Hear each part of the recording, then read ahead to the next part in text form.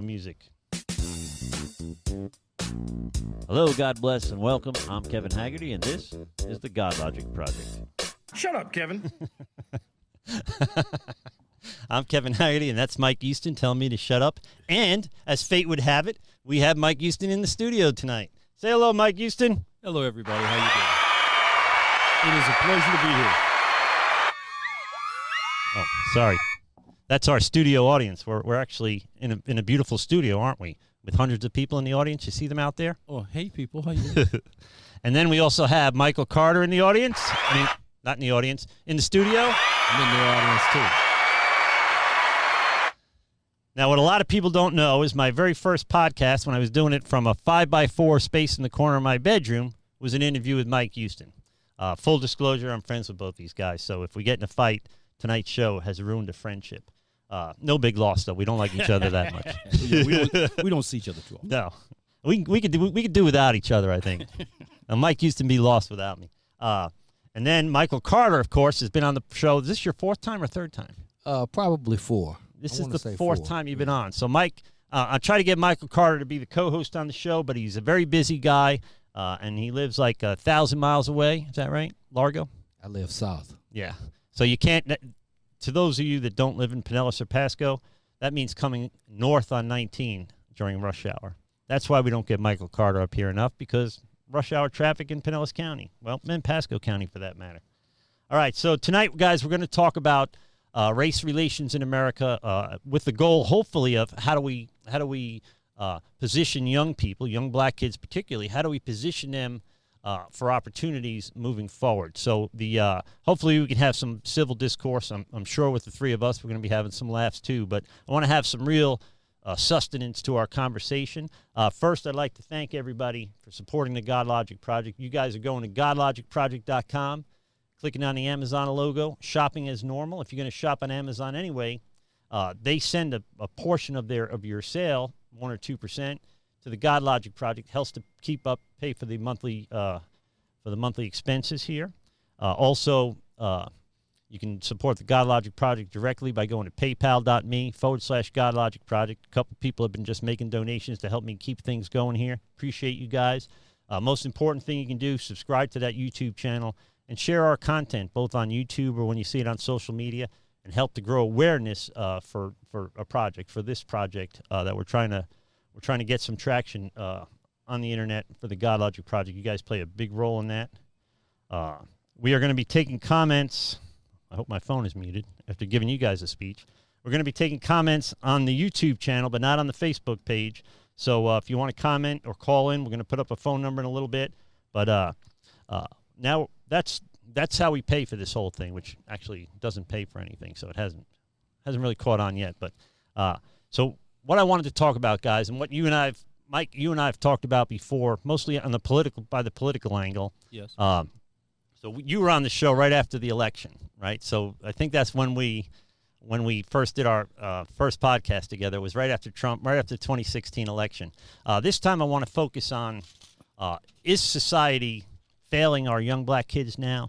And if so, and I believe it's so, how do we make it better? Instead of just rhetoric and political jargon, how do we really give these kids an opportunity? But first, introduce yourself, Michael Carter. Tell them who you are and all that kind of stuff. Kerry Corbett's watching from Georgia. I think Kerry moved to Georgia. What's up, Kerry? Kerry, what's happening, brother? Can I call him that? He is a brother, so. Is that permissible? Yeah, so now there's 2 black guys in the studio, 1 black guy watching so far. At least that's commenting. Worldwide majority. I've been called brother by white guys, so you could do it either way. I throw that term around like crazy. Oh, yeah. All right, Michael Carter, tell us about yourself, buddy. Hey, I'm Michael Carter, and I'm honored to be here. It's a pleasure, and for those of you who are listening on air and not watching the podcast, are we video? Yeah, we're video to YouTube and a single camera going to Facebook. But we want them to come over to YouTube. Join us on YouTube. So if you're listening, I'm just going to share that I do not represent all of black America, but I am black. I've been black most of my life. And so I don't represent all of black America. I am not here as a representative of my church, so I'm going to try not to get fired. You and I got to start our own church where we're the boss. And wow, I've seen a lot. I've endured and experienced a lot. I've got white friends. I've gone to school with white people most of my life. I've lived in the hood off and on, and so I've just kind of gotten pretty much familiar with some of the racial relations navigating as a black man here in America. Yeah, so that is what I didn't realize before we started, before just a couple of minutes ago. You guys are both from Florida. I didn't realize. I'm the only one from up north, which is strange. No, I'm originally from St. Louis, so. Oh, that's right. Yeah, Florida has been really some additional exposure with we simply talk about Florida and we love the palm trees, but Florida's deep south. Yes. Yeah. Definitely. There are people that deny it's the Bible Belt, but I'm not so sure. I think it's well, Mike Houston. Florida's a weird mix. Tell us about yourself, Mike. What's your story? When did you first realize you were black? At an early age. You get reminded off and on. I remember living in New York City, being reminded of it every time I tried to hail a taxi. That was a great reminder. I have a story about that. Yeah, but I'm just a regular guy. I think that one of the things in America is that we try to tell each other that we're so different. The races are so different, and that's part of our government's, the media's job to try to convince us that we're more different than we actually are. But I'm just kind of like a regular guy. I'm in sales. I'm in my 50s, and I haven't racism, although it touches my life every day.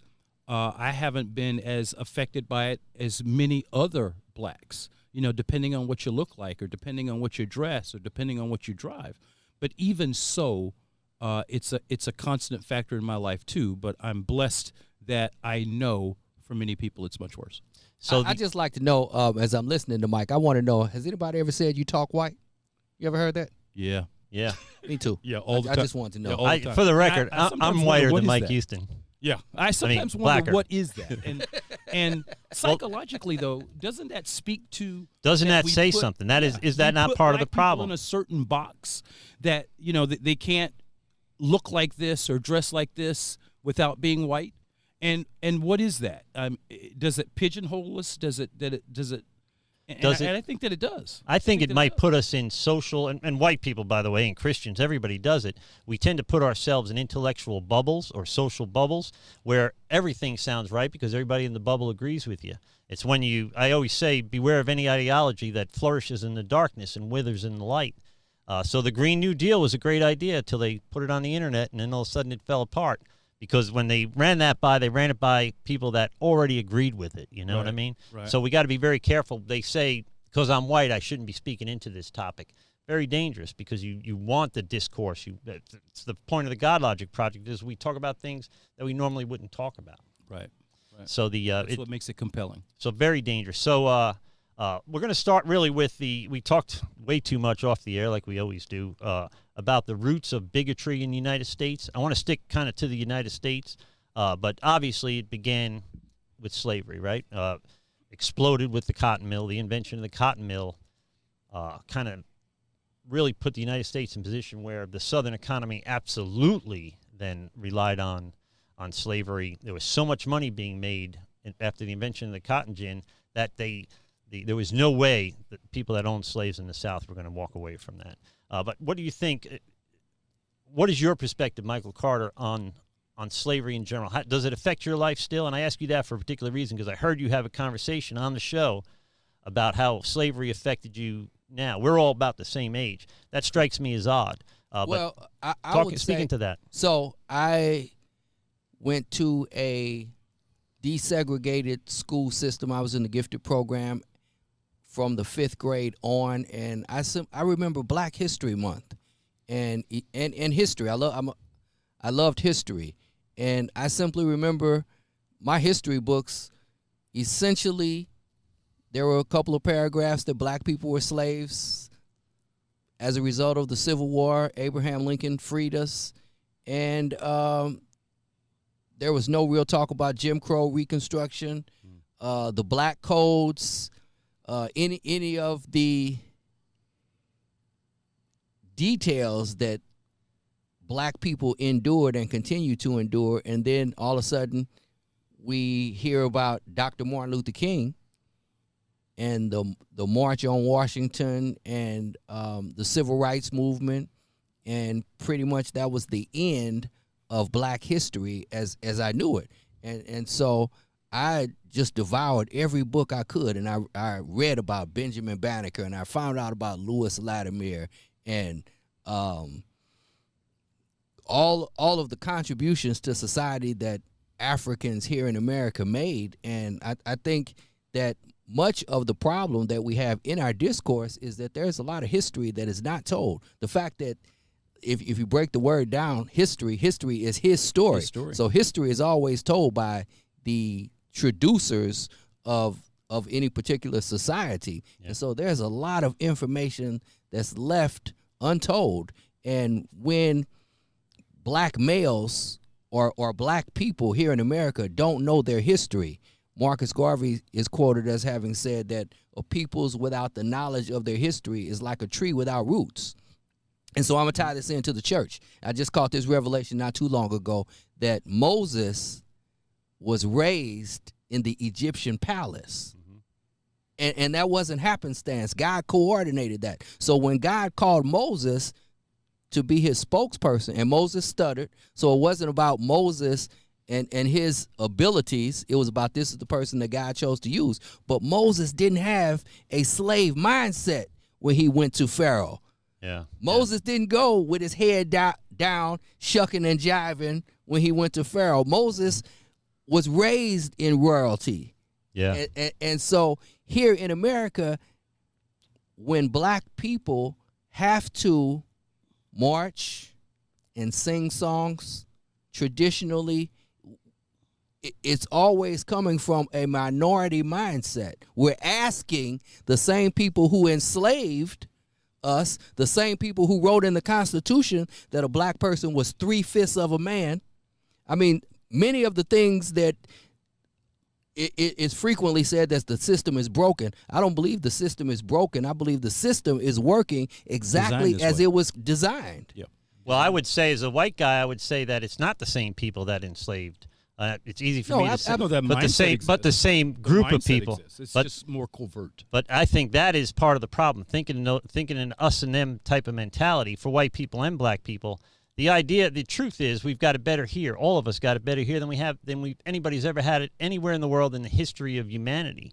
But so why is it that we don't know that? We've been told that. Why is it that we are? We don't know that. We weren't there. Yeah, we've been told that, but we don't know. Well, okay, I'll give you that one. But why is it?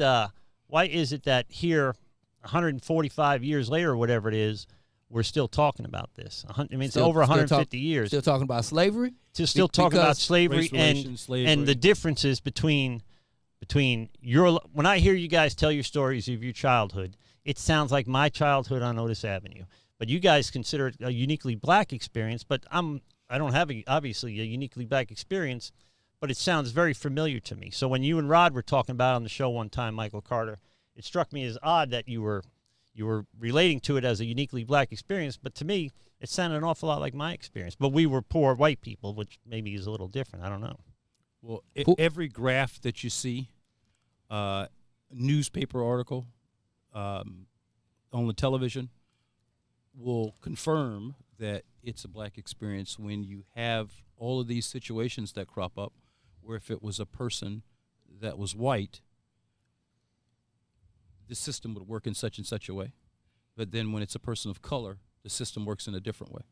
And so that reinforces our experience. So give me an example of that. So white guy, black guy, arrested for the same crime, charged differently. Right. I think we see that. And we have statistics to show us that. So it's not a situation where it's hearsay, she say, but we actually have statistics that show us for the same crimes. As a matter of fact, certain laws have been drawn up in certain ways to be more predatory towards a particular race.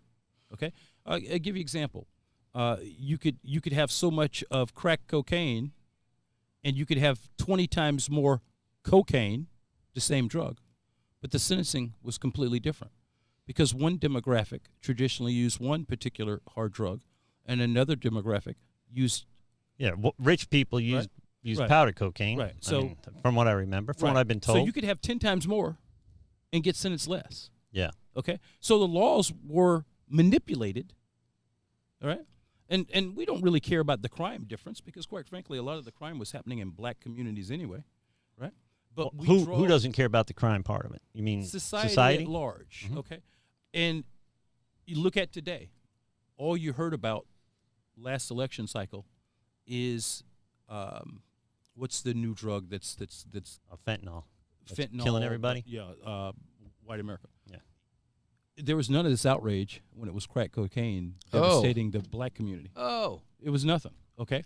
But now, you've got politicians talking about how this is ravaging communities, and we have but to I do heard that something. about crack cocaine in the black communities. In fact, when I didn't. when I was when I was out there, Yeah. using and drinking and drugging, Right. crack, quite truthfully, it was the 80s. It was still a black problem, but it became a very real problem in the white community. And I've been in the recovery industry for 30 years. Right. And I never heard of laws and bills and cracking down on I never heard that. so do you think that our politicians were just okay with black people being addicted to crack? I think And the that crime when that went along things with it? affect a certain part of our society, Mhm. we have much more of a blind eye to its devastation. And it probably goes back economically. I was about to say, Right? It goes they back have a economically. different economic impact too, probably. If we think that such and such a problem is ravaging the lower economic status of society, that's not as much of an issue as devastating the middle or the upper part of society. That's almost like a eugenic mindset where, poor people are expendable, so who cares? So that is Well, that's- they are. We were talking earlier about food and how the differences are in terms of eating healthy or Yeah. eating junk food. We know what we're doing, and when I say we, the upper echelons know what not they're us, doing. but yeah. Okay, why would water cost more than Pepsi? Right? Pepsi's 90% water and 100 and other chemicals, but it's less money. Right? So we know what we're doing. Yeah, I think that my experience is, and somebody that lives on a very tight budget every month, I would eat healthier if I could afford to eat healthier. Sure. So it is. I mean, it's true. And you and a million people behind you. But then and there's obviously a lot of facets to this conversation. It's going to be very hard to divide it up into just race, but we'll show some of those slides we talked about to kind of sort through that too. But are we then too driven by in the largest free market, at least in the known history? Are we driven too much by money? Or certainly our politicians are, right? I mean, they're writing laws that please rich people and displease poor people. I have a theory that speed limits are lower in nice neighborhoods than they are in poor neighborhoods. I mean, it seems to me. I don't know about speed limits, but I know that there's a hell of a lot more ads for liquor and cigarettes. Well, I live in Holiday, so. Yeah, I don't know about speed limits, but I can tell you that much. Well, I mean, who's at fault for that? You think you think the advertisers got here and then black Americans were partaking in that, or you think they were already partaking in it and it was the place to advertise? To me, that's like a chicken or the egg argument. Yeah, maybe. And in a way, to me, it doesn't really matter what's first, as long as we realize it and try to do something about it. Well, it does make a difference where we ascribe any kind of guilt for that. So we've kind of moved a little bit into our second, although I numbered them all one in the email. Did you notice that? Into our second topic of we are all three of us kind of just about the same age, right? Mm-hmm. So we have. I was born in the '60s. Were you all born in the '60s too? So we kind of grew up. We were teenagers in the '80s or late '70s, early '80s. So we have a very common experience that way. So we all have kind of the same experience by the eras that we grew up in. Right. So now it's another facet. As I grew up north, you grew up in St. Louis. Yeah, I'm from St. Louis. Okay, so which is a very racially divided city. I remember there was the south side of St. Louis that black people did not go to, and downtown was east. And as you went further west, it became a largely Caucasian area. I think you saw that in New York for sure too. We talked a little bit about for me, growing up in Lincoln Avenue, we were more concerned about what neighborhood you were from than what if we were friends or enemies than what color your skin was. So I think that things were, and I live in kind of I'm probably a little bit behind the curve because I was shocked by the response to the OJ verdict too. I couldn't believe that the white people were so pissed and black people were so happy. It shocked me to see That was the first time that, if he in fact did it, that a black man got away with anything, as opposed to not having done anything and still being persecuted. Say that again? Well, let's face it. He did it. Well, let's not kid ourselves. But should he have been convicted in that?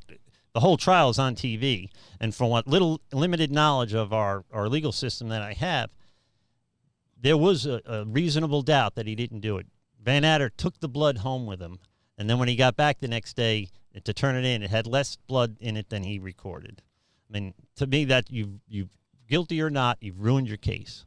But that was my first. I was in college in Tennessee, and that was my first experience with such a powerful divide. Polarizing. Yeah, I didn't even know it really existed. Yeah. So it's I think that because of the era that we grew up in, unless it's just my experience growing up in New York City, like there were black neighborhoods, there were white neighborhoods. My neighborhood was Italian and Irish and Puerto Ricans, basically, and that was pretty much everybody. But you knew when you went you crossed under the overpass, you were now in a black neighborhood. You know? I think the greatest part of the divide in our experiential knowledge that the OJ case and the verdict demonstrated was that a large segment of black people in the greater Los Angeles area, from their dealings and experiences with law enforcement, had no question in their mind that there would be a level of corrupt and negligence on behalf of the police force. Well, I think that the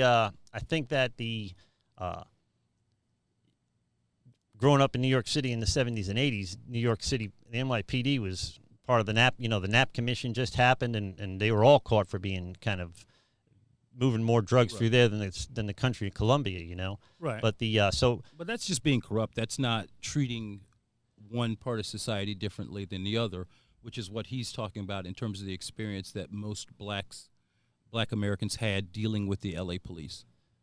All right, that's fine. That's fair enough. I would add though, Mike, that level of corruption generally did occur on the Lower East Side, though, where the majority of the citizens would have been black and Latino, though.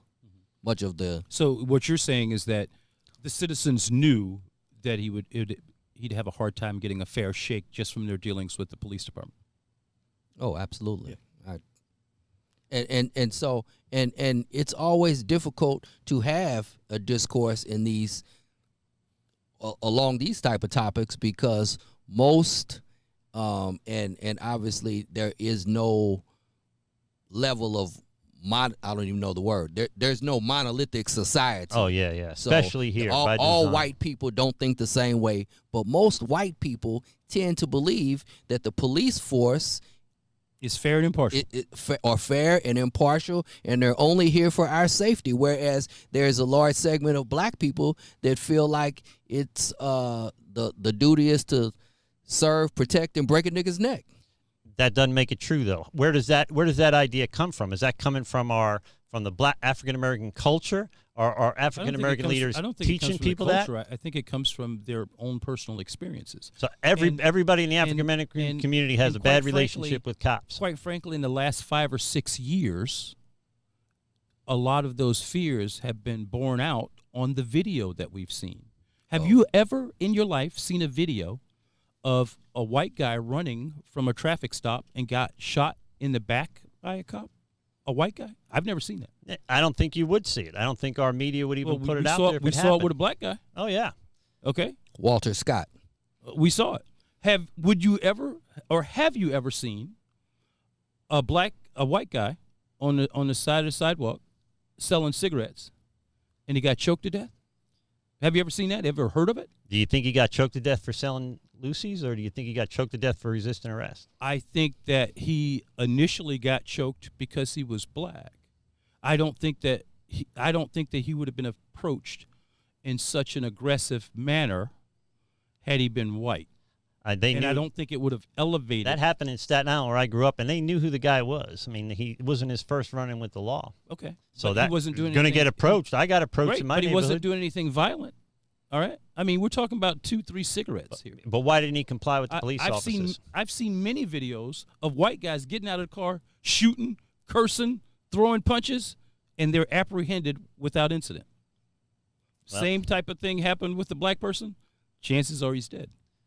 So those Maybe. views that we have are from our friends' accounts, from our loved ones' accounts, and now finally being proven by the preponderance of videos that are everybody available everybody for- nowadays has a phone that and- makes a video, so and white we can people see see a lot those more. videos and they go, "Oh, that's an isolated incident. He shouldn't have resisted arrest." And for every incident that you see like that, there's also the guy that complied, and something happened to him. Where's that video? I mean, Oh, you can I've say seen- that, but there was a video of a guy that said that he had told the cops he had a firearm in the car, and they shot him. with his girlfriend in the car or Yes, some of that. I yes, saw yes. that video. No, Philando Castile in Minnesota. yeah, Yeah. he wasn't reaching violently for it or moving quickly. He even mentioned it. Yeah, he told him he had. He told him he had so a gun there's in that the glove video to compartment. answer your question. There is that video. Well, I don't think that the cops are systematically hunting down black people. There's something. There's a couple of things. It's something just shy of that. There's something. There's something systematically wrong. I think that after 9/11, by the way, when we boosted up all of our police forces and kind of militarized our police forces, And we shouldn't have done that. we kind of shallowed the talent pool for police officers. So you ended up. I could say the same thing about our education system with when small. you militarize the police, it's more. What it does is it tends to foster an environment of us versus them. Yeah. Okay. Policemen are civilians. Okay.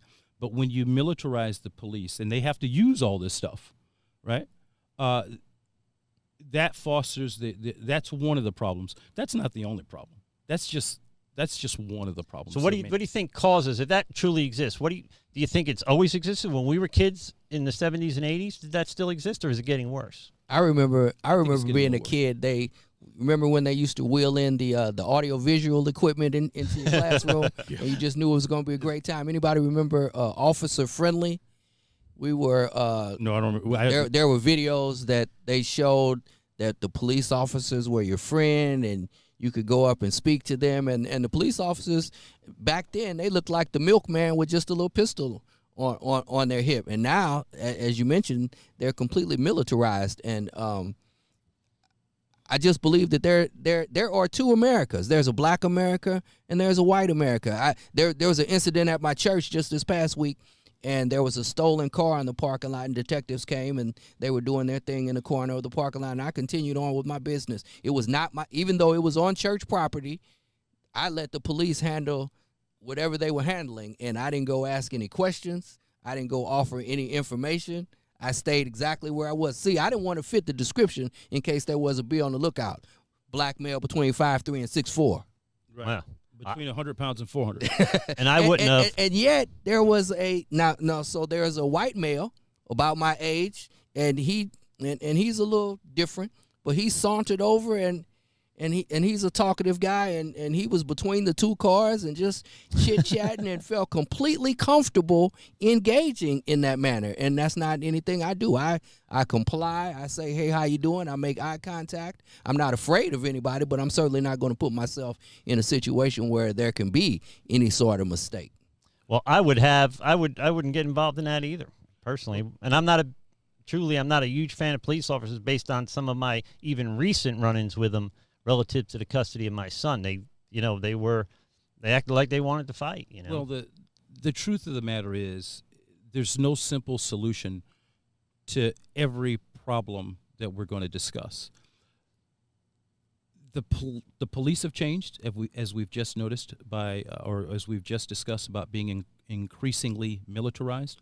I think black society has changed.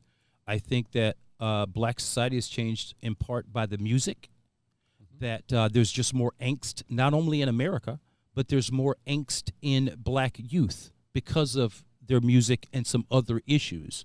So I think that they tend to be a little bit more, well, not a little bit, I think they tend to be initially more aggressive than if you had a black person from the 60s, right? Yeah.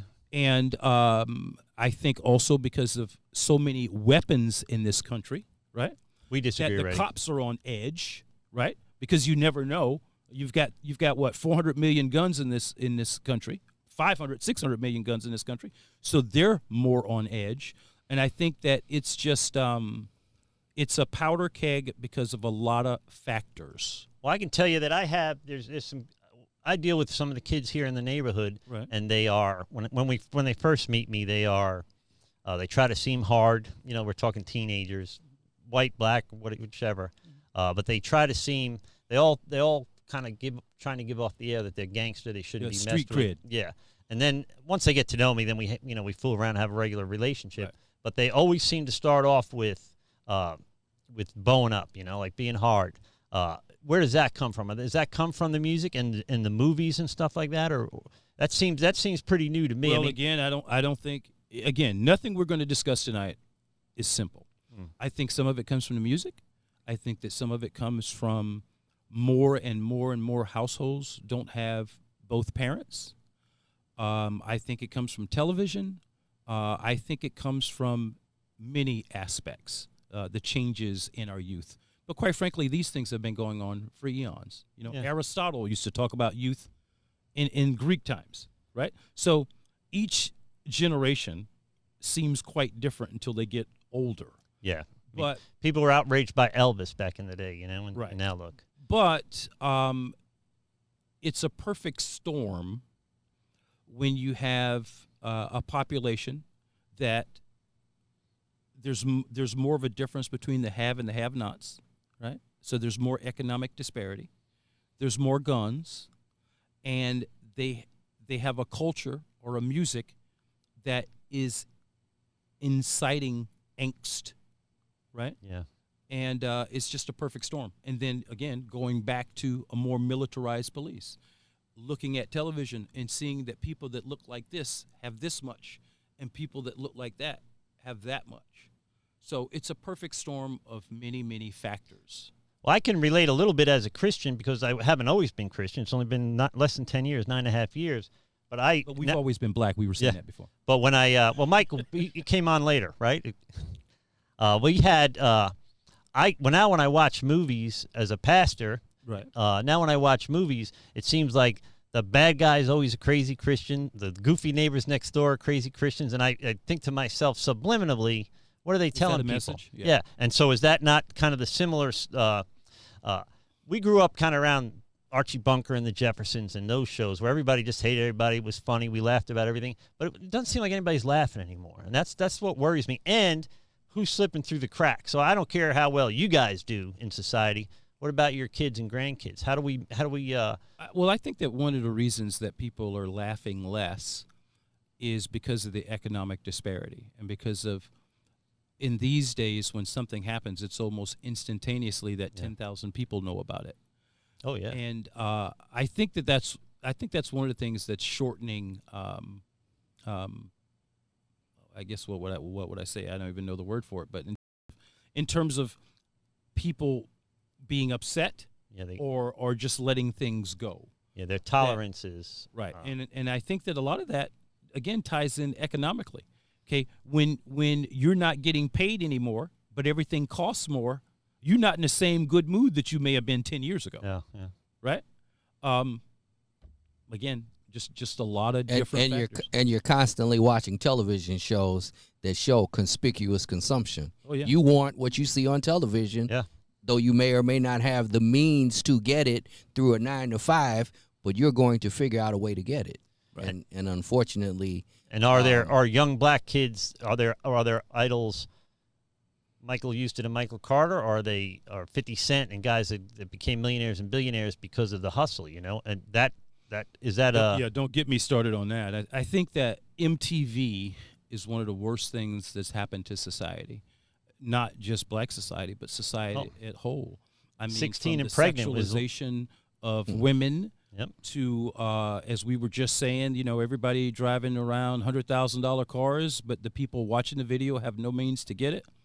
And then, all of the babysitting hours that MTV has done. The music industry overall has done us a disservice. But we have in the Constitution freedom of speech, so we can't curtail it, even though it's destroying us. Yeah. If we truly had a dictator, he'd say, "Hey, you can't make stuff like that anymore, right? Because it's killing us, destroying us from the inside out." Yeah. You look at the music industry. If it's music for black boys, it's about drugs and bitches and hoes. Yeah. If you look at the music industry and music for white girls, it's about being promiscuous. Yeah. And for white boys, it's social angst and nobody understands me and I'm angry. And that's a very good point, the because music industry knows what they're doing. Yeah, and white, I think part of the why I wanted to have this conversation is because white America, we look at this and we feel like, what the hell do we do? Like, I worked, when I had the plumbing company, I worked 40, 50, 60, 70 hours a week. Certainly when we worked together, we put in 60 hours a week. And so I'm not feeling that white privilege right now. And that's a conversation we'll have in a second. But first, I want to thank you guys, as always, for watching the Godlogic Project. If you would, subscribe, ring the alert bell, comment down below, give it a thumbs up, a thumbs down. If you give it a thumbs down, put a comment with it as well, so I know we can have a little discourse after the show. We're going to open up the phone lines here in a minute.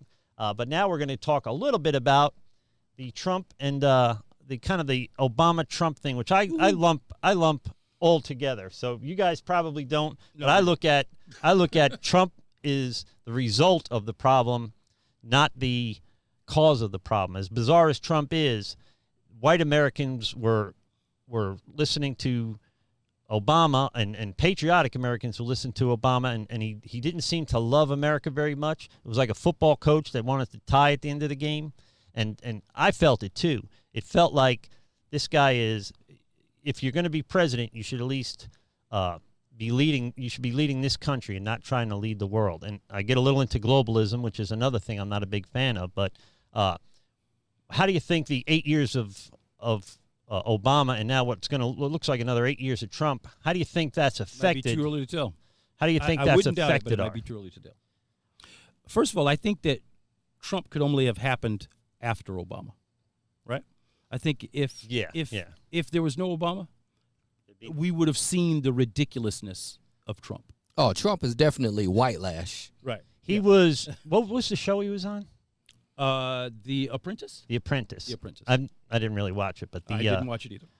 I think that regular old white people like me were thinking to themselves, I got other things to worry about than carrying around some extra white liberal guilt. I got to keep these kids fed. I got to keep the bills paid. I got to get this job done, whatever it is.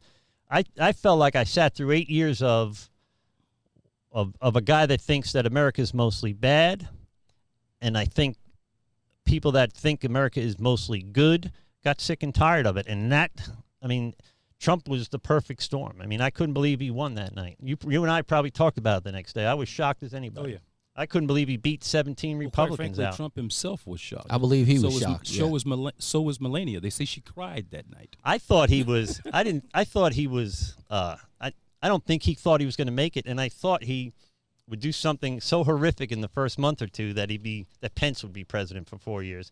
I can't believe that he is still president and doing a pretty effective job, considering the politicians that preceded him couldn't seem to get anything done. Okay, Kevin. Year after year after year. I just have to interrupt you because I know you're a smart man, and I think Americans as a whole need to go back to our 8th grade civic lessons. The United States government is, 3 parts? There's the executive branch. Executive, judicial, and legislative. And President Trump represents the executive branch. He's strictly, for the most part, he's the figurehead for the legislative and judicial branches. And so everything that comes about, unfortunately, presidents get either the blame and or the credit for all of the legislature that comes through their administration. I just, as I hear him, as I read his tweets, I just don't think that President Trump is that smart to really be involved in the day-to-day operations of the United States of America. Well, I see a guy that negotiates with like North Korea or Iran and says, first release those hostages, then we'll start talking, which he's gotten more hostages released from our enemies than think about it, 8 years of Obama, 8 years of Bush, and then 8 years of Clinton couldn't get it done. 24 years of professional politicians didn't get these people free. And this guy, this TV show host, real estate developer, gets it done. I find it very hard to believe that you think that he's not doing a good job. I think Mike Pence is a genius, operating as the vice president, and I know, having been a co-pastor for a few years, I know who the mover and the shaker is in any administration or in any team. The person in the second seat is usually the one sometimes the figurehead that gets the work done. Well, yeah, there's a guy that gets the attention, and a guy that actually gets the stuff done. I think that I voted for Trump. I don't know if you remember. Mike might remember this from Facebook. But the night before, I wasn't going to vote for the first time since I quit drinking and drugging. I wasn't going to vote in a national election because I wasn't voting for either of them. That morning, I woke up and I went and voted for him. But I had an epiphany. I voted for I compared the two vice presidents, and then I considered the Supreme Court, and getting a more conservative Supreme Court was important to me, particularly for things like Roe v. Wade. As a Christian, even before I was a Christian, that's unthinkable to me. But whole nother podcast. But I ended up voting for. I thought Trump was kind of a Trojan horse. The only way we can get a Christian into the White House would be to sneak him in underneath the shadow of, the boisterous Trump. Again, I don't understand how the Christian right is behind him, but that's a whole other topic too. Well, what is their choice? Well, ball gags and other perversions. We're not going to go for people that are pro-death I understand or pro-abortion. For votes, it's either this person or that person. But in terms of endorsement, in terms of being behind someone, then there's gray areas to that. Yeah. Voting is very black or white. This guy or that guy, right? But, people used to wear those little wristbands. What would Jesus do? Mm-hmm. The answer to that is the opposite of what Donald Trump does. That's the answer to those little wristbands. Well, maybe not. I mean, I don't think I would go to him for theological advice, but do I like where he stands on Roe v. Wade compared to where the entire Democratic Party? Does it worry you at all that the entire Democratic Party or the Democratic Party agrees on everything to a T? There's no dissension. It's almost creepy. Oh no, I think that right now there's a lot of dissension in the Democratic Oh, there's a big Party. Fat divide now, but yeah, there's a big fat divide between the ones that are more conservative, like your Biden and your middle of the road guys, and your Klobuchar, but then you have the other side of it, like Sanders and Elizabeth Warren. So I think that the Democratic Party is as fractured as it's been in a long, long time. Yeah, but they're my friends up north that went to good schools, went on to college. We all kind of went to like an Ivy League high school, and I didn't finish. They went on from there to good colleges. All of my friends that have at least a 4-year degree agree on everything. Absolutely, it's almost creepy to me that they but whatever it is, it's not, because we tend to. It's an old saying, birds of a feather flock together. Yeah. And quite frankly, if you're not that bird of a feather, by hanging out with those birds, then you're going to align yourself with the group. Kind of, yeah. It explains a lot how wives' political views align with their husbands, right? So that's not strange to me at all. That explains a lot in life. That explains some of the cult that is Trump. That when you get enough people together, things themselves just gather enough momentum. Yeah. Well, let me ask you this then. I'm guessing I already know the answer to this, but what do you think? Do you think Obama played a role in the racial divides we're struggling with right now, or you think he was a uniter? I don't think that he was a uniter, and I think that the only way that he caused the racial divide is by forcing some people to look at some things that they didn't want to see, right? Maybe. America is uncomfortable with its legacy of racism, and America denies it. And because of that, America never wants to see it. Well, I don't know that we deny it as much as we're not going to relive it the rest of our lives. By being a black president. Remember the professor that the cops came to his house because he got locked out of his house, right? Right? And Obama Said he actually acted stupidly. invited him and the cop for a beer. Okay, and people are like, oh, Obama's causing racial shit. No, he talked about it. Well, he also said the cop acted stupidly, which he had no real knowledge of. None of us really know the truth behind that. If the cop pulls up, sees a black guy in a nice neighborhood trying to get in the house, say, "What are you doing?" Never mind what I'm doing. Go on with your day. You're going to be rousted in that case. Wait a minute. We don't know that was his response. I don't know. But I'm saying we don't know. That's exactly right. Right. So we can't just assume that the cop. Okay, that's great. But have we ever heard of that happening? Have we ever heard of a white guy who's blonde and blue-eyed, 6'2", the same thing happening to him in a nice neighborhood? Would we ever hear of that? I mean, I'm sure you think it doesn't happen? I mean, that's a great way of saying, that's a great way of denying, right, that it happened to the black guy. Well, we wouldn't hear about it with the white guy. Well, Bo, can we take a single instance where we don't really know what happened and say that the cops are now systematically hunting down black guys? I think Obama had the chance to as the first black president, very exciting to have a black president finally to put some things to rest, and instead he opened some old wounds. Okay, I would just like to address that real quickly. Get in there, Michael Carter. Again, Barack Obama was half black. Right. So, right. And again, as the president, he operates out of the executive branch. And so as a black American, I know plenty of black political pundits who claim that Barack Obama did absolutely nothing for black America. What is Barack Obama's legacy as far as black America goes, as far as education, as far as social programs, doing anything to lessen the gap between or wealth, any politician, not just Obama, in wealth? And so to just laud President Barack Obama as the greatest president of my lifetime, that's disingenuous, and that's just supporting the fact that he's half black. He's half black and he's half white. Why doesn't everybody love him? I mean, what else could you ask for? Well, I think he was in half 2008 black, half everybody white, loved him. Lived in Chicago, grew up in Hawaii, Kenyan. I mean, this guy had something to offer everybody. He was erudite, scholarly, handsome. Why? I can't imagine that anybody could have a beer with Barack Obama and a 1 hour conversation and now walk away saying, wow, what a great guy. Well, I would imagine that I would probably get along better with Obama than I would with Trump. I think that's a pretty safe bet. But again, I don't think that Obama caused any of these divides. I don't think Obama widened any of these divides. He simply talked about them and made us look at something that America doesn't want to see.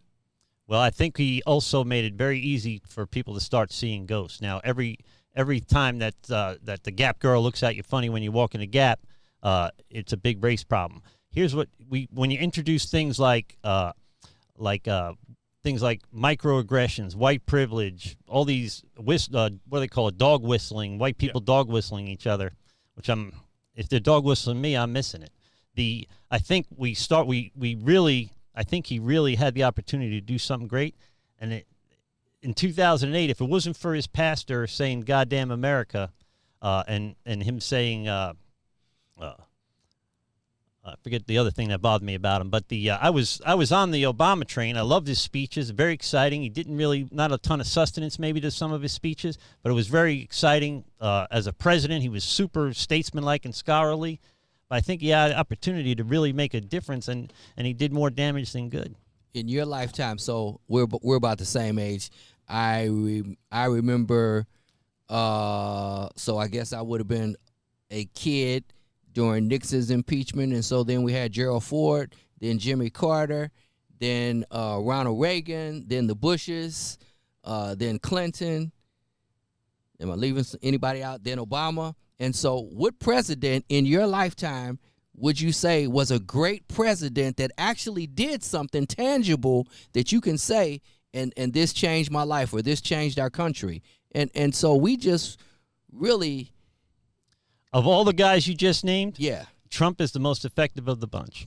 And and I'm not even in what I'm regard? not even a true Trump. In what regard? What unemployment statistics, economical statistics are standing in the world is strengthened.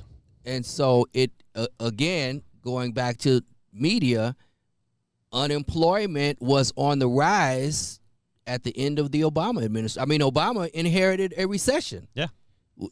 The fact that the country did not go bankrupt under Obama is we got to give him some credit for that. Yeah. But certainly I don't think. I'm sorry, we got to give the judicial branch. I'm sorry, the executive branch, the legislative branch. Oh, the legislative. Well, some credit for that. Well, I think he did do some good things, but he had the opportunity, and he went out of his way to comment on things that were very divisive. In fact, the five in Dallas, black guy with a rifle kills 5 cops. I think can be, if we're gonna hold a standard of rhetoric, tying people to rhetoric, can be directly related to his division of our country. That it was that cops are hunting you down, so it's okay to go out and hunt them down. That was, I think he was very irresponsible with the rhetoric in that sense. You just said the president in 2008. So I don't even remember the incident you're speaking of, but that he was responsible for the racial divide in the United States. No, I think things were getting better and he made it worse. I think, and now Trump is the result of that. If it wasn't the case, why would Trump be president? Do you think things were getting better because people were peacefully coexisting, and then all of a sudden there is a black man in the White House? Mm-hmm. Listen to that. There's a black that white man people put there in the White House. But there's a black man in the White House, and then there are some people that are forced to really deal with how they feel about black people and black people in authority and black people in a position in this office. And wouldn't have been an issue. That's why there's a Trump. No, yeah. Well, no, it wouldn't have been an issue if white people felt like he represented the whole country and not just half the country. And it would have been different if he didn't if he didn't go around apologizing for the United States. Well, Barack Again, Obama, it goes back to the idea that America is mostly bad. I think America is mostly good with some bad parts of our history. I don't believe that. Wow. I don't believe at all that he apologized for the United States or that he made America look bad. I think that that's Fox News, and I think that that's Rush Limbaugh.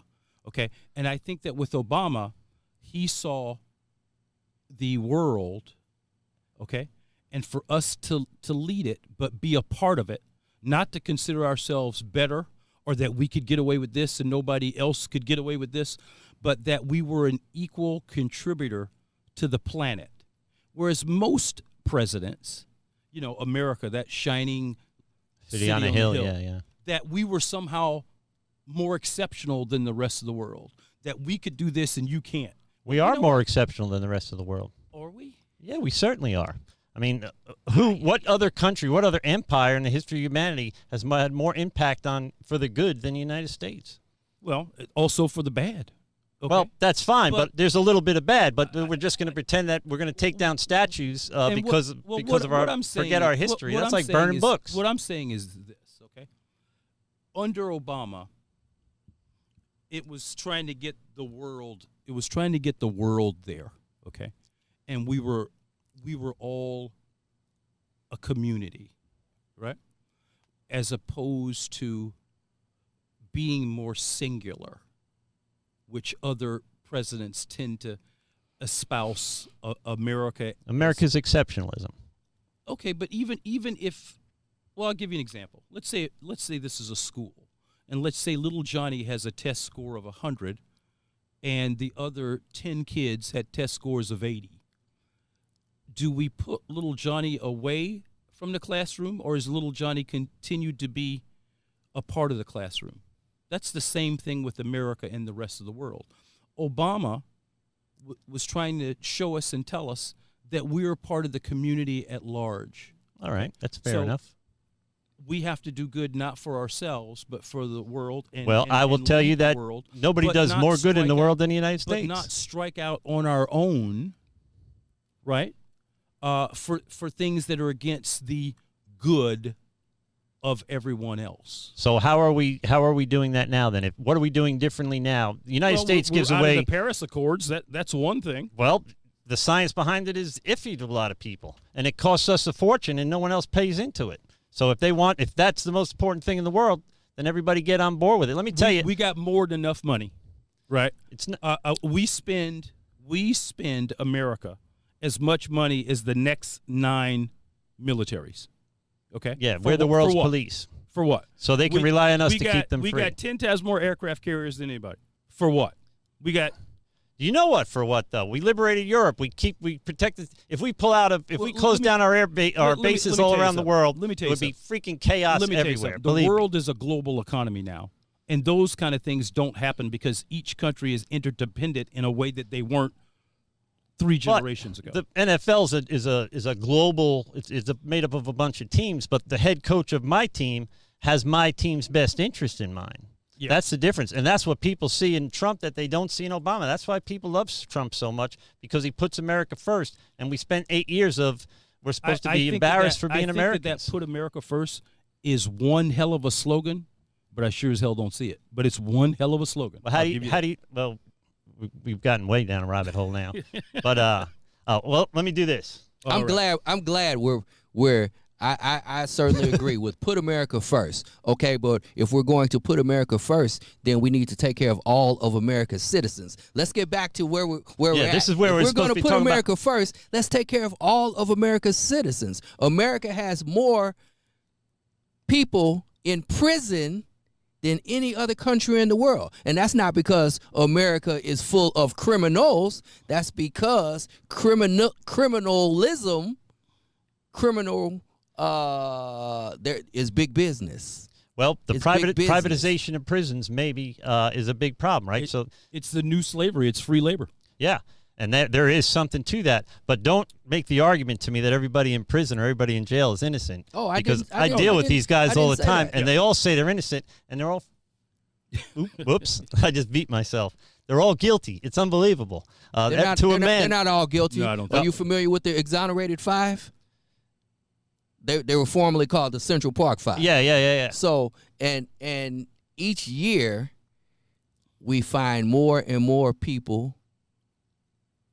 Thank God for DNA that have been wrongfully accused and convicted, and the evidence demonstrates that they were, I'll just say, wrongfully convicted. Well, and overwhelmingly, what demographic are those people that you're talking about? Oh, they would be brown. Oh, okay. So the I already knew that. Overwhelmingly, they're the people that have been found innocent I didn't. are black. No. Or Mexican The people that were wrongfully accused in the first place. Yeah. Then later found innocent thanks to DNA or whatever. Yeah, it's a little bit different because when you say, well, found innocent, that almost says, okay, well, maybe he was kind of guilty, but no, he was wrongfully convicted in the first place. So why didn't Barack Obama take care of that for us? I mean, why is that? How could he? He doesn't really get involved in legislative cases. Well, he got involved in the kid that got shot by the neighborhood watch guy. He got involved in a lot of stuff. Why didn't he? Why didn't how he did lean he get into involved? that? He just said Trayvon Martin could have been his son. Yeah, if I had a son, he'd be Trayvon Martin. Well, he said he could, is what Deardo Michael said. He But said Obama was not. Like me. Obama was not afraid to get on the mic when it came to things like that. You think that was probably divisive when he said that? Yeah. No, I don't think so. Well, you wouldn't, but white people did. Because factually, he's right. How? So 'Cause they're both black? So again, Yeah. this is demonstrative of the divide that we have simply because of our cultures. So even as your tone of voice, Kevin, just now, I think you're completely discounting. That was a 17-year-old kid walking home from the store with Skittles and an iced tea.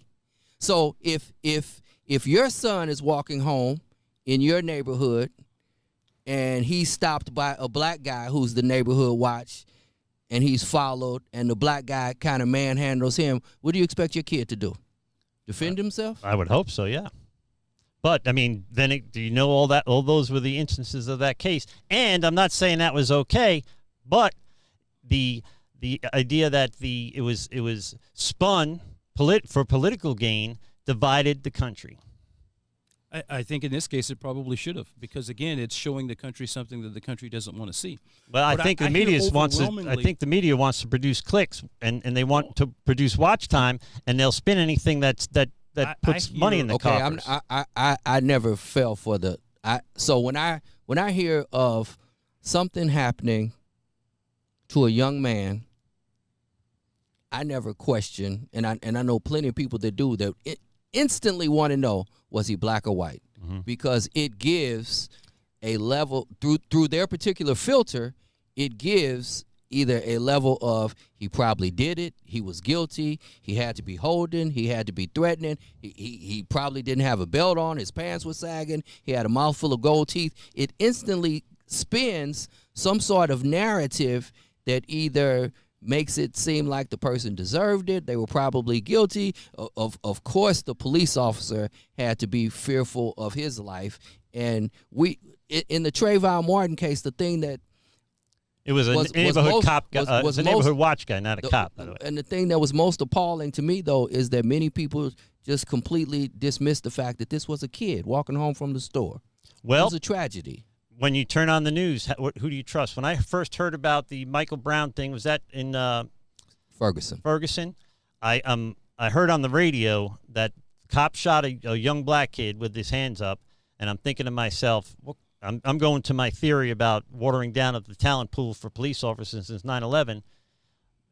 It wasn't the narrative at all once it came out. I mean, the guy was a career criminal that just robbed a store and tried to get the cops' gun. He didn't just rob the store. So it later came out As a matter of that fact, the store owner said that he had left some marijuana there.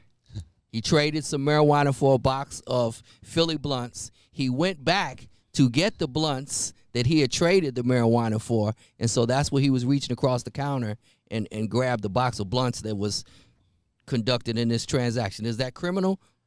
But yeah, I mean, perhaps, technically yeah, it is. absolutely. But he also pushed the guy. But the narrative is that the cops shot him because he was an unarmed black kid. Remember, hands up, don't shoot or something like that.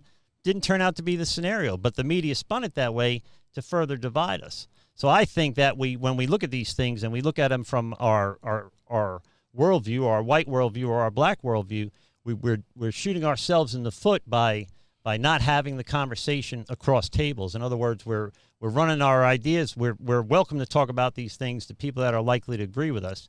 And then it's unusual to talk about these things with somebody that's not likely to agree with you. And you turn on Fox and you turn on CNN, and there's 8 or 9 guys trying to yell over each other to make the next soundbite. Mm-hmm. And the narratives that we see when I turn on the news, I think you got to be a fool to believe what you watch on national news. I think I think you got to be a fool to believe it out of hand. Well, so do you think that's something new, or in the era of the 24-hour news channel? I mean, they got to keep a spin to keep us engaged. Yeah, there is competition amongst the news channels. When it was just ABC you got the News, corporations CBS that own the news News, channels. When it was just ABC, it was CBS, just CNN and NBC, for 24 hours, it was right? all the same. It was just ESPN. The corporations that own the news channels. Okay, yeah. So you better believe that they have an agenda, what they want to tell us about. There's so many things that happen in the world that have more of an impact with us or to us than many things like CNN. Every night is Trump. Yeah, I stopped watching. I'm tired of it. Every night is Trump. Now, I don't like Trump, so a lot of that I like hearing. But guess what? That ain't the only thing that's happening around the world. Yeah, and does that not bother you when you turn on the news and all they talk about is a single? I'm talking for years, the same topic over and over again. Yes. And and Michael just said it. You got to kind of, if it bleeds, it leads. You got to make it interesting enough for people to continue to watch. Now with the internet, you got to trigger those clicks. So you look on social media and you see so and so, some politician wants black people shot, and you're like, what? That can't be. But you open the article, and it's like a reference to a law that some people would say would cause more black people to get shot. They call that clickbait. Yeah. So but most people don't read the article, and they see it, and it serves their political purpose. I think this is driving our problems in the country right now, and they put it up there, and it's either 12 years old or it's not even what the article says. Look how we're being manipulated. Okay, we're being manipulated by the different ads on Facebook. Okay, we're being manipulated by stories like you're saying, and guess what? They come from Russia. Yeah, some of them, yeah. It's so many things are going on that this has to be one of the most complicated times. It is amazing when you think about it. There's more noise, right, than any other time, and on top of that, we're doing some of the worst job of parenting. And that's if the kids are lucky enough to have both parents. Well, this is I got the phone lines open. I'm going to guess not too many people are going to call in on this conversation. Why you say that? Because people are uncomfortable talking about this stuff, which is why we're doing it. So I think that if I just talk to other like-minded people and you just talk to other like-minded people, this problem just gets worse, never goes away. So I think if we get people in the habit of talking about this kind of reasonably and logically and honestly for the first time, I can tell you most white people would never talk about this stuff because they don't want to be called a racist. Well, and that's you can't underestimate the power of that word in white America. And I think that word has been thrown around too fast and too much. Yeah. Now, a lot of times it's true though, right? Oh yeah. But I think a lot of times we might label a person a racist. I think that a lot of times a person may not be a racist, but they have some racist views that they're not even aware of. It's just the way that they've been brought up or taught, right? And then when they're called out on it, they don't want to be called out on it because they figure, hey, this is just the way I've been taught. Well, guess what? That's kind of racist. Yeah, but not everybody. You're right, but not everybody. So the people's views will evolve if we allow them to.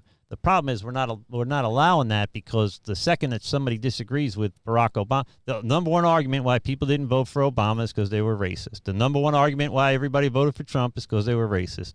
I don't think it's that. We've done it to ourselves. I think we create this problem. You know what? And I think we overreact to the word as well because I'm not concerned. If you were racist, Kevin, that wouldn't be a concern to me at all because you don't have any control over me. If you're the chief of police and you're racist, I got a concern. If you're the president of the bank, I got a problem because that has some concern for me. If you're my boss and you're racist, then I have some issues. But just ordinary people walking up and down the street, I really don't care what you think. To Mike's point, don't you think that we've kind of removed hate from hate crime and hate from hate speech, and now if we disagree with each other, we're a communist or a bigot or something like that. We've shut down the conversation by the same intellectual bubbles I think that we were talking about in the beginning. Well, unfortunately, we like to can stuff in America. Yeah. Right? And we like to can stuff because we don't really want to do the research on it. Yeah.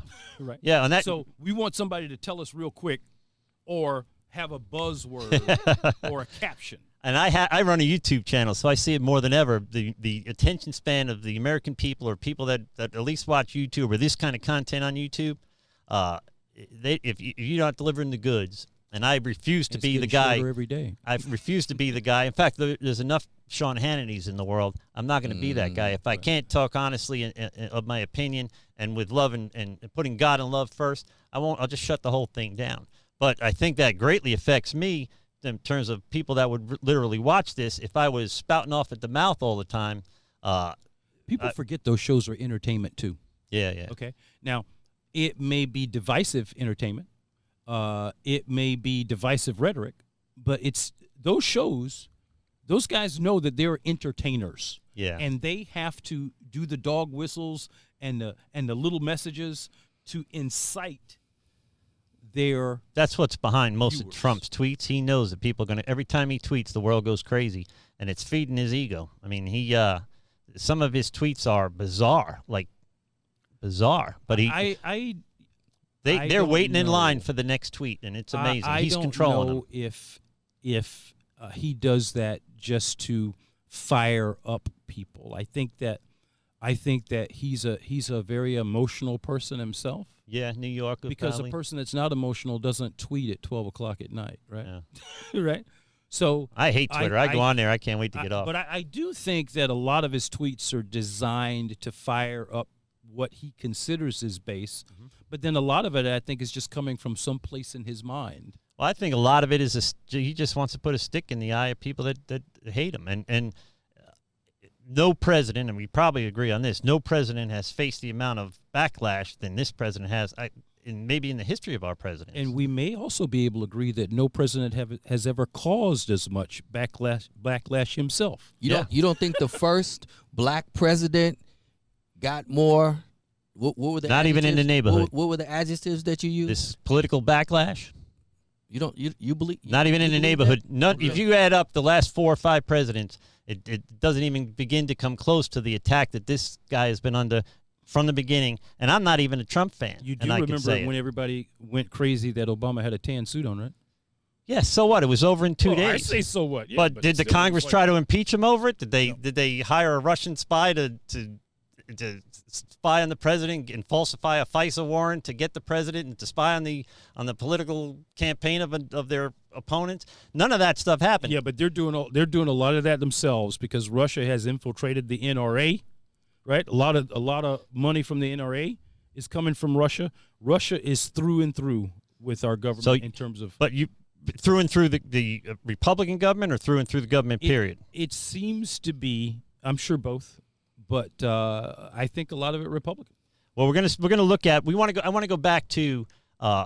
We talked about before we went on the air. It's not on the screen yet, but before we went on the air, how do we solve this problem? Because we can go 3 hours doing what we're doing, and probably people are watching. I hate to say it, but I would just like to share that one of the ways that we solve the problem is discourse, and then I believe that every individual needs to make sure that they know what it is they believe. I believe that a lot of the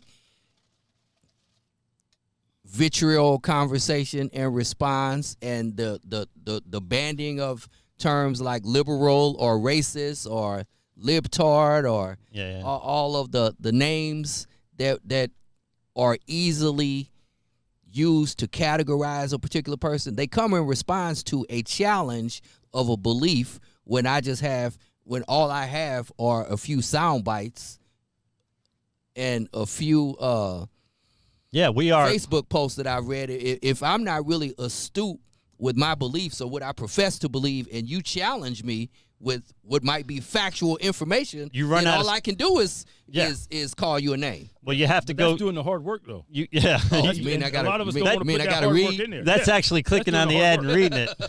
Well, that's very true. So the people have begun to get their news from late night TV, from Bill Maher on HBO, or from guys that are clearly. I think more people probably get their news from Facebook than that. Sean Hannity. I see people sharing Facebook articles, and the very first thing I do, or what's supposed to be a news account, the very first thing I do is look at the date on some of them. Sometimes it's something it's 12 years old. From 2013. 1, look at the date. 2, look at the source. Yeah, I always look at the source now, and at the end of the day, I don't trust any of them. I like a couple of guys, mostly because they sound like me, but they seem to hate everybody. No, this guy's actually a Jew, Ben Shapiro, okay. And he's a Jew that's been accused of being a Nazi. See, that's something. How's that work I don't understand. Jews aren't white. Well, we don't include unless you Jews. got a yarmulke on or you're a Hasidic Jew and you got your hair all curled up and you're dressed in black. Just white men. Well, the nice thing about being white is you can pretty much hate everybody. I mean, it's nice. And sometimes do. Yeah. Well, he's been charged with he's been accused of being a Nazi, and he's a Jew, and he's an Orthodox Jew, a practicing Jew. Orthodox. Yeah, he's not just an ethnic Jew, but he follows Mosaic law, Old Testament laws and stuff. So the insanity, you think they would have looked into it a little bit with the name Shapiro. Say, wait a minute, how could this guy be a Nazi? But we can go on another hour about how we've changed the definitions of words to include more people. I mean, I think we've kind of watered down. We broadened so much the definitions of some of these terms that it's become very shallow. That it can include just about anybody you disagree with. Can be an alt-right or can be a socialist or a communist or libtard or whatever. So we've gotten to the point now where, like I said earlier, we've taken the hate out of hate crimes, and pretty much everything's a hate crime. I have a question for you, Kevin. You're a knowledgeable and astute man, and we've talked about Obama. We've talked about Obama's 8 years and the last 3 years of President Donald Trump. How long do you believe that an American policy, if the law is changed, it still will have a lasting impact upon American society? How long till we see the effect of the changing of the law? Yeah. Or Yeah. I don't know. I think the economically, if you just put aside the stock market, which reacts almost instantly to things, I think the economy takes some time to turn around to process the changes, right, in regulations or whatever they're, the. I thought you meant something more in a Yeah, moral, I don't know where he went. Right yeah, to but economy. thinking more of Well, a I'm going to. morality type I'm trying to get there. Yes. So then, when does changing of the law change the mindset of the people. of the people? Does the law follow the mindset of the people, or the people follow the mindset of the law? And how long would it take? I don't know. I guess it really depends on the issue and what kind of social conditionings you have to break down to get there, right? Okay, I'm gonna do some quick math. The Civil Rights Bill, 1965. So that's 35 years, 55 years. There are people still in the banking industry, still in government, still in the educational system. You're right. That just because you changed the law, you didn't change my mind. Well, maybe, but I think people's mindsets have And I've had a definitely couple of changed since kids. 1965. I think that people are more understanding, maybe until recent history, but I think people have become more understanding and more tolerant of difference, especially here in the United States, than they were back then. Well, I mean, first of all, I wasn't wouldn't say around back especially then, in the but United States, because having been over to Europe, this is much different. We're reliving stuff much more than they are yeah. in Europe. Well, but we become Americans, so we come here and we assimilate. We become a melting pot, bunch of different cultures. You don't find that around the world. So a Liberian can't go become necessarily French. You know what I mean? The cultures don't blend because they're not designed to. Where here, we're made up of immigrants, and we should readily and naturally blend together. So it is a little different here. Yeah, but you don't have you still have many heterogeneous societies like UK, Canada, and they're not going through half of the stuff that we have here. Like what? Like with the race and stuff? Everything we've been talking about today. Yeah. Well, but they're going through it with the immigration, taking in the but Muslim but enclaves and stuff like that. That's a newer program. That's pretty new, That's yeah. a newer issue. Like if you're talking about Brexit and stuff like that. But we're talking about in terms of, say, like ethnicities or different ethnicities that have been there, a couple of generations. I say the and they're going through same overwhelming thing. number of Americans are super tolerant. I can't imagine, or I don't think I've ever come into a situation where somebody didn't want to be friends with somebody. In my experience, I'm not eating lunch with that guy or whatever because of the color of their skin. I don't see it. Well, I think it's the difference that you're seeing is maybe degree. I don't think that we're so intolerant that we wouldn't have lunch with somebody, but we certainly are intolerant enough not to want to invite them into our house, or we're certainly intolerant enough to look at them differently as they cross the street, and we're certainly intolerant enough to try to figure out what he must have done for the cops to shoot him, right? We're intolerant enough for those things. Now, again. And everything's good until you come try to date my daughter. Right. So, and that's kind of my point, too, in that there's degrees of okayness.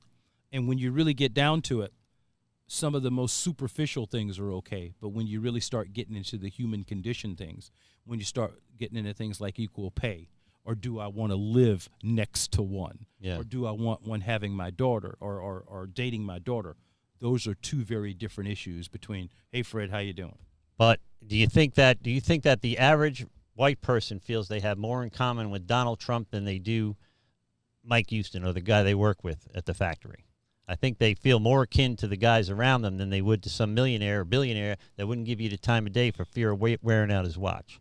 It's not my experience that we don't. The three of us get along pretty well. Well, first of all, I don't know if I necessarily like the word average, like the average American. Mm-hmm. I would say something like this. I would say that there's a larger percentage than you might want to know whose worldview aligns with Trump, or else he wouldn't have gotten elected. Now, those people. I don't see Trump's worldview as being necessarily bad, but those people may not wear T-shirts about it. Those people may not stand on chairs and shout about it. But in terms of his worldview of women, in terms of his worldview with minorities, in terms of his worldview, America's place on the planet, I think that many people align with him. I think that his worldview on women and on race is not as bad as the media's got you guys convinced it is. I think he said something in a recorded conversation 25 years ago, and you and I would not want our conversation. I wouldn't want my jokes told that I told a week ago to be on the air. I'm convinced by his Twitter account. The media, but I couldn't even tell you. But every other day. Well, give me a racist example. Give me something that's racist. I wouldn't call this a racist example. I would say that his remark about black people living in hell already, so what do we have to lose with him? Or shithole countries. That's not a glowing commentary that you matter to me. If you're talking about the really same, going to make some. If you're talking about the same instance, he said that Ilhan Omar, is that her name, came over from Somalia, a shithole of a country. Why didn't she stay there and fix that instead of kind of changing us over here? No, I think that's a different reference than what he's saying. Yeah, I didn't hear. I heard you say it, but I never heard Trump say that black people don't matter, or whatever he just said. No, I didn't say he didn't say. He said that they did not matter. He said that we're already in a hellish situation. So what do we have to lose? Which. As far as voting for him, From my perspective, again, that's not a. That's not a commentary on that I'm going to. I don't think it makes him racist, though. It's not. Is it harder to be black than a white in America? He's right. I did not say that he was racist. You did say this isn't really a racist example. You got me. Yeah. So it lets you know how indifferent or insensitive he is. That's exactly. Thank you. Why do you think white people? Why do you think black people didn't vote for him? And do you think it is that a lot more black people are going to vote for him this time because of the economy? I just want to answer that because historically, black people just march to the polls and vote Democrat. Democrats come to the churches, they pose and eat chicken. They carry hot sauce. Yeah. They act like they've listened to Al Green all their lives, and they pander to the black vote. And blacks go out and vote historically for the Democratic Party. Black people with money traditionally kind of lean towards the Republican Party. I believe, though, that, again, right wing, left wing, it's the same bird. Yeah. I have, again, you mentioned that Donald Trump has done more in the past 3 years than 24 years of the last 3 presidents. Okay, I don't see it, and I don't believe it. I would simply say again that I have lived through all the presidents from Nixon to Trump, and I can't remember any 4 years or any 8-year period. I do remember that when the Iran-Contra war was going on and Oliver North or drugs reportedly ended up in the streets of Los Angeles. To fund a private war and that funds were diverted to support the Contras. The Contras. I remember the proliferation of cocaine in inner city neighborhoods. I remember Clinton coming out with the 3 strikes rule, but in large part, I can't think of any administration. I remember Reagan and the trickle-down economics, but I don't remember any impact upon. I don't ever remember going to the store and my family couldn't afford a loaf of bread. I don't ever remember not being able to get a job. Those days were before all 3 of us, really. I mean, none of it. Well, you guys both. Well, you grew up in the South, but that was still before we were born. Yeah. So although society changes. And I believe that we as citizens grab hold to talking points and we look at charts and we hear the facts and figures that are provided for us, and it's kind of a horse and pony show. Somebody blows the whistle and we respond. Well, my question would be, and I think a lot of white conservatives' questions would be, if the Democrats have the African-American community in their hearts, why are democratically controlled cities still shitholes, for lack of a better term? Why have they not made any progress in places like the south side of Chicago and Baltimore and the places that are notoriously crime-ridden and drug-ridden. They've had 60 years to do it, and they haven't done it. Because of the economic divide. I believe they're here in because there are two Americas, there are no black banks in large part. There are no, so if for a peoples to thrive in any sort of cultural, being able to provide for one another and provide for ourselves, you have to have a bank, you have to have school systems, and you have to have means to provide your own food. You have to have supermarkets. And there are no communities that have those vestiges or operations in large part because of the economic divide. But you can say the same thing about where Mitch McConnell is from, right? That is not a thriving area either. I mean, shit, Kentucky is what, like 28th in education? Kentucky 27th? And Mississippi. And they're way ahead of Florida, by the way. In health care, in every metric that matters. So you can say the same shit. Now, I'll tell you, it sounds a lot more sexy when you say, well, the Democrats control the cities and they're still shitholes. Well, guess what? Kentucky ain't that shining city on a hill that we was mentioning 30 minutes ago. No, it isn't. You asked a question a little while ago why black people wouldn't vote for Trump. I wrote it down. A lot of stuff. First of all, the Central Park Five. All right? That's one. Exonerated Five. Yeah. Because we ain't going to forget that. I remember that. Was his father pretty much what in the KKK. Now, maybe that wasn't proven because, again, nobody comes out, but they think his father was arrested in a KKK. Wasn't he from New York? Is the KKK in New York? The KKK is everywhere. You don't think they got a KKK chapter in New York? Maybe upstate somewhere. You might be thinking of Manhattan. They yeah. I mean New York. You got upstate New York. Yeah, you got New Jersey. Yeah. I was driving a car one time real late on the Jersey Turnpike, and I looked over to my right, and the guy was wearing a hood. No way. I think you were high. I think you were seeing things. And then also, when it came out about him saying that he didn't want certain of his properties to be rented to blacks, right?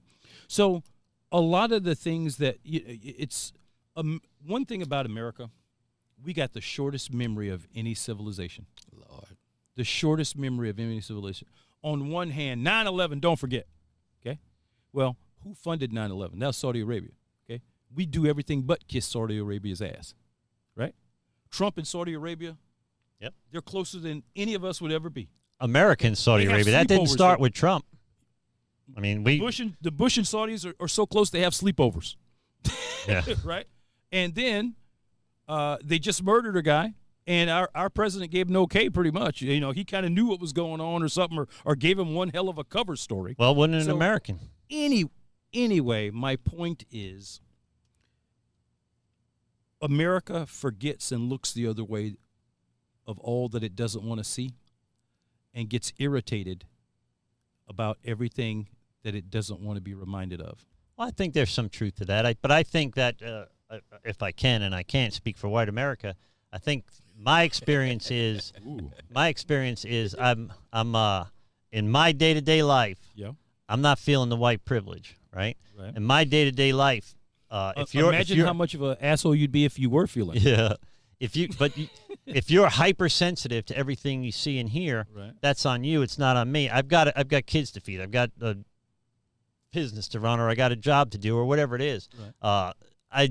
White people don't feel privileged to the extent that you think we feel privileged. Now, I think that's one of the reasons for Trump, because I think I'm saying that is the reason. Yeah. I mean, I don't really like this phrase, but the old boxing phrase. I think to a lot of marginalized older white guys, Trump was their great white hope, right?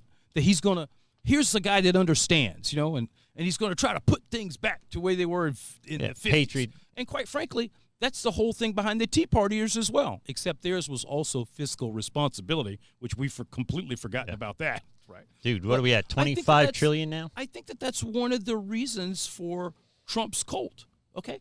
Because you have a part of society, right, that was in power, that could be mediocre, but still got preferential treatment. And they see all that stuff slipping away, and they just wanted another hoorah.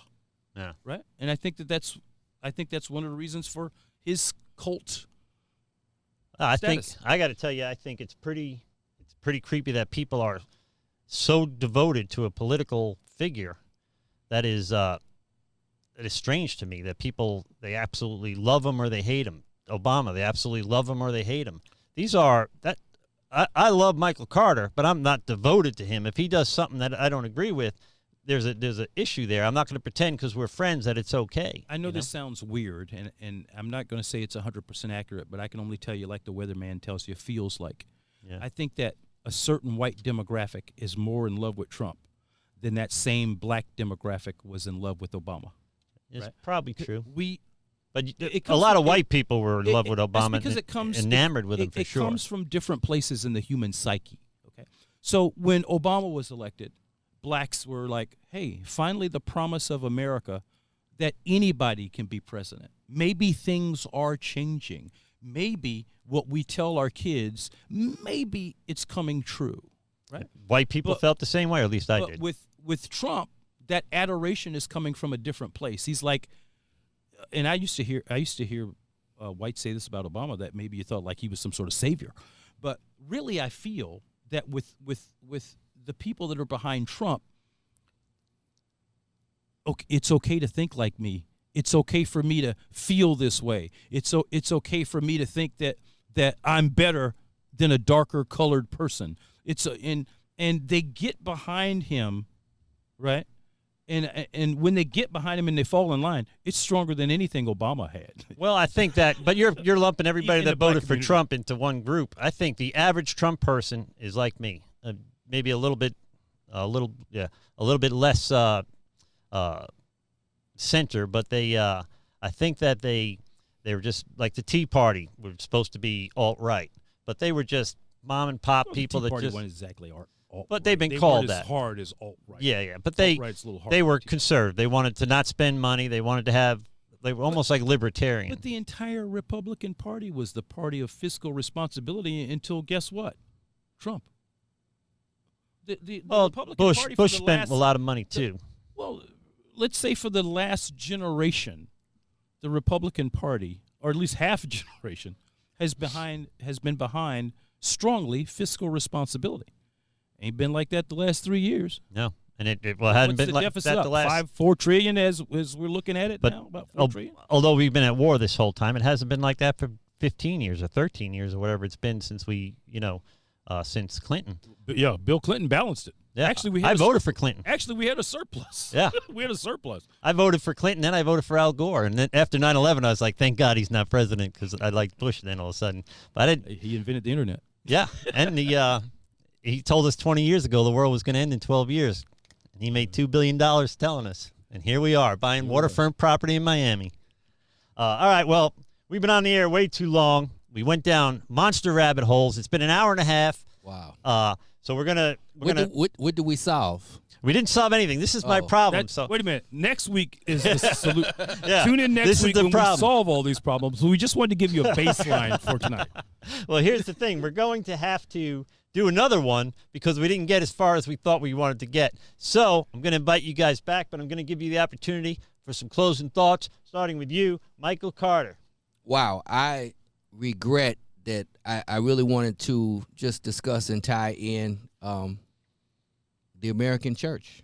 Yeah, that's a the fact that the resurgence of the Klan in 1915 was led by a Methodist preacher, and much of the years from 1915 through the 60s, Klan membership was reserved for white Christian males. And so again, when we discuss the Civil Rights Act being 55 years ago, I don't believe that you can legislate morality and you can't legislate a heart condition. And so we've still got a long way to go in America. Well, we definitely have to do a part 2 then, because I got 10 things I could say about that. Mike Houston, what do you think, buddy? What would you like to leave America? I'm big in Indonesia. Apparently 3% of my viewership comes from Indonesia. Nice. Really? So no offense on the globalization thing. What would impressive. This is like Godlogic International now, bro. What would you like to tell the whole world? I guess I'd like to tell the whole world that it may seem at times that we're pessimistic And it may sound like we think that America's totally lost its way, but we are optimistic. We are Americans. We would rather be here than anywhere else. But as Black Americans, we can see the disparity, and we can see, and we have a feeling that America can do so much better.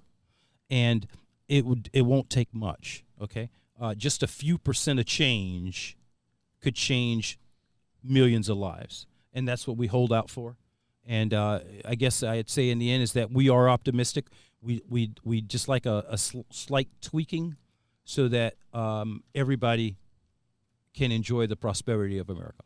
I think if we reallocated one of those payments to Israel one month, we could probably do a lot for American society. Or maybe get our money back from Iran that your buddy sent him in the middle of the night right before he left office. No, I thought I thought he gave them their money back. So well, they're our enemies. They don't get anything. Mexico paid for that damn wall. Oh. Well, they will in tariffs. Yeah. All right. Settle down. We're going to do a part 2. We'll have to plan a part 2. Shut up, Kevin. Shut up, Kevin. Well, that's our show for tonight, guys. I appreciate you watching. I'm trying to do this without laughing. Appreciate you supporting the Godlogic Project by shopping on Amazon, going to the Godlogic Project first, clicking on that logo, using PayPal to support us, and, of course, sharing content, participating in this project of ours, and subscribing to our YouTube channel. It's next Wednesday, February 26th. Is that 2 Wednesdays from now? I don't even know. It's a week and a half. A week and a half from now, we have Weaponizing Love. We're going to be talking to 3 people that have come out of abusive relationships, and we're going to talk about the dynamics of abusive, narcissistic relationships. And I'll give you a hint. One of my guests is a man, which I didn't expect to get a catch on that. I'm looking forward to what he has to say about it. In the meantime, nobody told you they love you today. God loves you. So do we. Receive that. Be blessed, and we'll speak soon. Thank you for supporting the Godlogic Project. And if no one's told you they love you today, God loves you. So do I. Receive that. Be blessed. We'll speak soon. This has been a Rev Kev production.